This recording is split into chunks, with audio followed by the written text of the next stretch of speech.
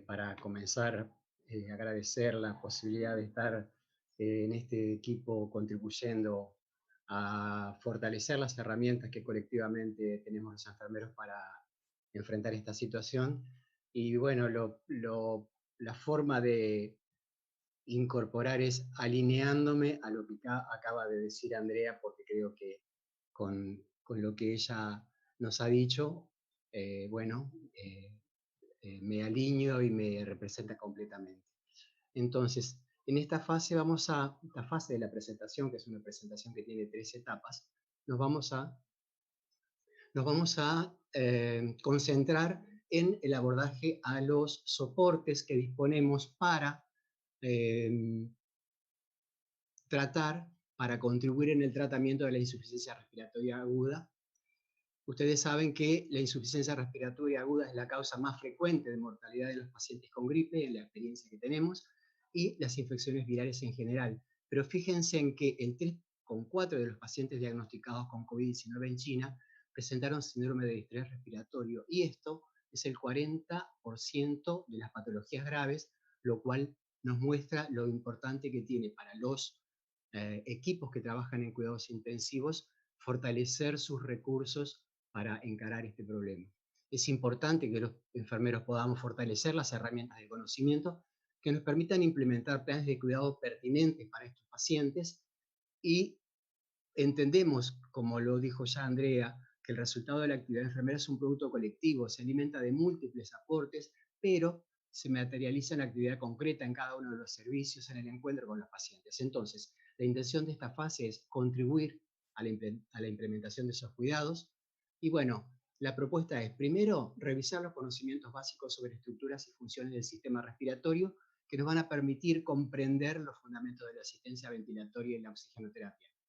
Que si pasásemos directamente a hablar de los dispositivos, está bueno que los enfermeros podamos profundizar y fortalecernos en el fundamento, y eso nos va a dejar mejor posicionados para encarar los cuidados. Nosotros, los enfermeros, definimos la enfermería como un encuentro, un vínculo. Lo primero que, cuando hacemos enfermería, lo primero que hacemos es encontrarnos con un otro, que es un paciente, que es una persona, un sujeto de derechos, y entonces no nos encontramos con un enfermo, sino con una persona. Ahora bien, también los enfermeros somos personas, y en esta situación de pandemia, este tercer protagonista, el SARS, el COVID, interactúa, de modo que cuando nosotros queremos ofrecer cuidados de calidad y con seguridad, ese cuidado y esa seguridad es para el paciente, pero simultáneamente es para nosotros, porque no podemos ofrecer un cuidado de calidad y seguro solamente para el paciente si no involucramos la calidad y seguridad para nosotros mismos. Bien, la respiración propiamente dicha. ¿Qué funciones y cuáles son sus etapas?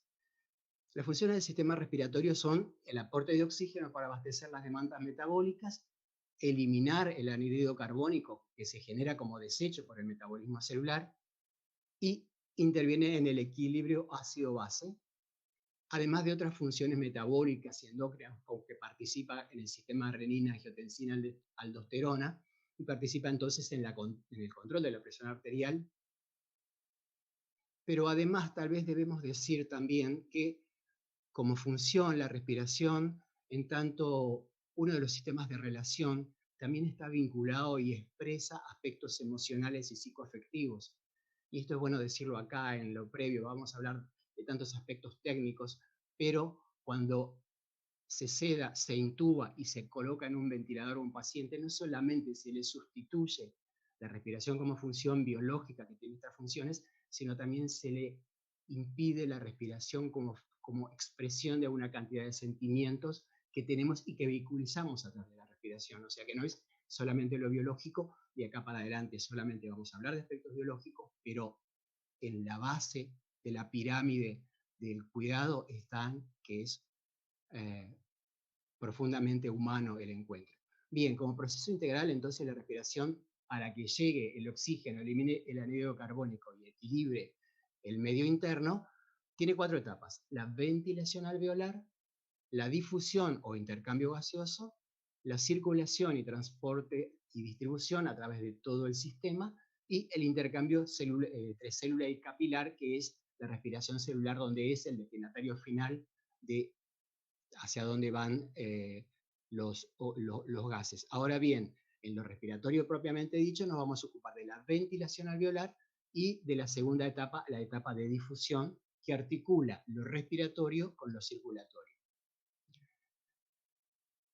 Acá comenzamos a ver dos aspectos en lo que tiene que ver con la función respiratoria. A su izquierda, a la izquierda de la pantalla, vías aéreas altas y bajas, músculos respiratorios. Fundamentalmente, tenemos que tener siempre presente que el diafragma es el principal músculo respiratorio y que todos los procesos digestivos, todos los procesos de cavidad abdominal siempre van a impactar negativamente, dificultando la ventilación. Luego la pared torácica, las pleuras y el espacio pleural, todas estas estructuras son responsables de la primera etapa, que es la ventilación, y de la cual nosotros en nuestro trabajo diario nos ocupamos permanentemente. La otra fase, la fase de intercambio gaseoso, ocurre en el parénquima pulmonar y no tenemos una evidencia externa directa, aunque tenemos varios indicadores que luego los vamos a considerar. El parénquima pulmonar incluye la unidad respiratoria constituida por alvéolos y capilares pulmonares. Allí se cumple entonces el intercambio gaseoso. Utilizamos el término de patrón respiratorio, que además es un diagnóstico enfermero. El patrón respiratorio se refiere al modo en que la ventilación se lleva a cabo, considerando la frecuencia, el ritmo de las respiraciones, la amplitud y sincronización de la actividad muscular, la amplitud de los movimientos torácicos, el esfuerzo relativo que requiere, el desempeño y la permeabilidad de las vías aéreas. Todo este conjunto de variables que van incluidos cuando es normal en lo que nosotros decimos eupnea. El paciente está eupneico. ¿Qué queremos decir? Que el patrón respiratorio es absolutamente adecuado. Y ese patrón respiratorio se va a alterar cuando el virus invade el sistema respiratorio. Para que el patrón respiratorio sea adecuado, se requiere integración e indemnidad de todas las estructuras responsables de la ventilación: vías, músculos respiratorios, pared torácica, pleuras, los sistemas reguladores encefálicos, que incluyen el centro respiratorio, que está en el bulbo, pero el bulbo es algo así como la sala de máquinas. Entonces hay 3 pilotos de esta sala de máquinas. Un piloto es un piloto automático que nos hace respirar continuamente, como en este momento estamos respirando todos sin pensar que estamos respirando. Un segundo piloto es la corteza motora, que nos permite detener o hacer una respiración voluntaria. Y un tercer piloto, que no siempre nos damos cuenta de que existe, pero que está en el diencéfalo, en donde estructuralmente se procesan las emociones, en la zona límbica, y entonces nos podemos dar cuenta del estado emocional o anímico de una persona solamente escuchando la respiración, insistiendo en lo que antes le decía, que la respiración no solamente cumple funciones biológicas, sino también psicoafectivas.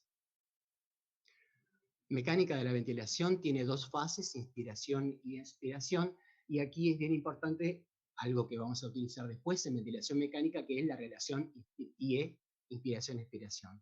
Recuerden que la inspiración, la entrada del aire, es siempre una actividad mecánica, siempre es una actividad activa y que consume energía.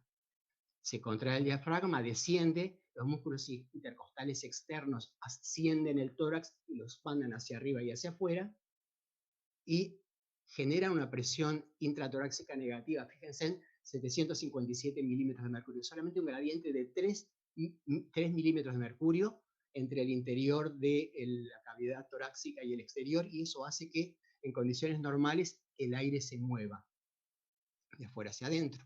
En la fase expiratoria el aire sale, el diafragma se relaja, el volumen torácico disminuye, la presión intratorácica se positiviza a 763 y ese gradiente de 3 milímetros de mercurio hace que el aire sale.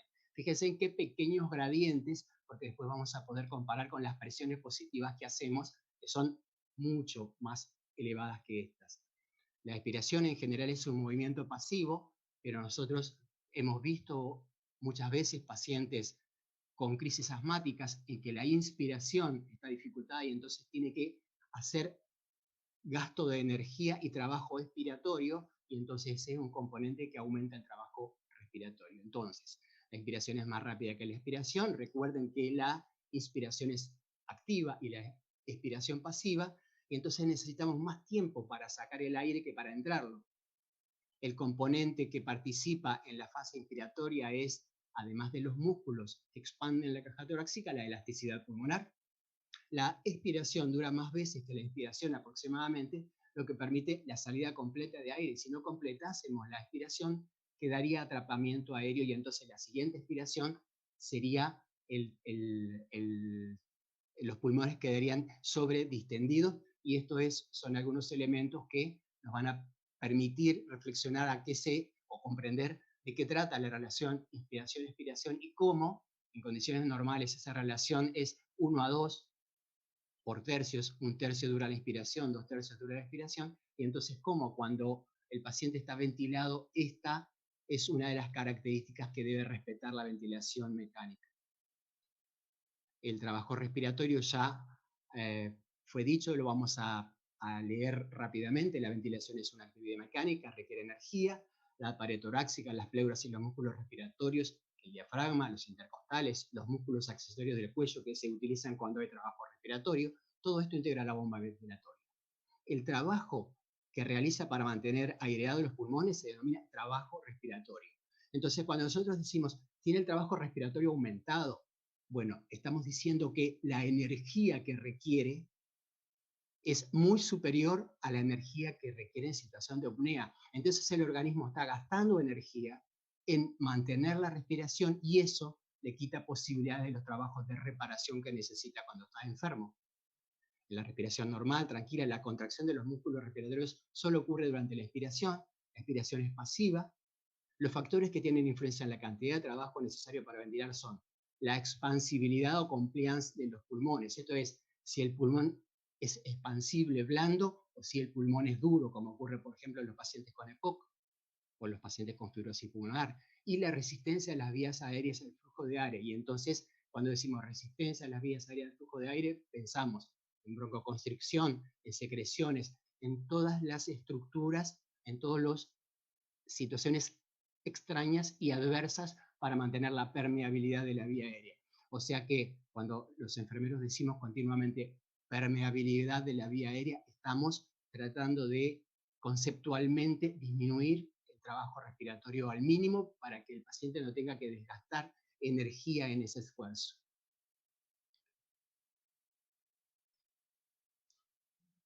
La ventilación habla de volumen, se mide en volumen minutos, como también se mide en volumen minuto el gasto cardíaco.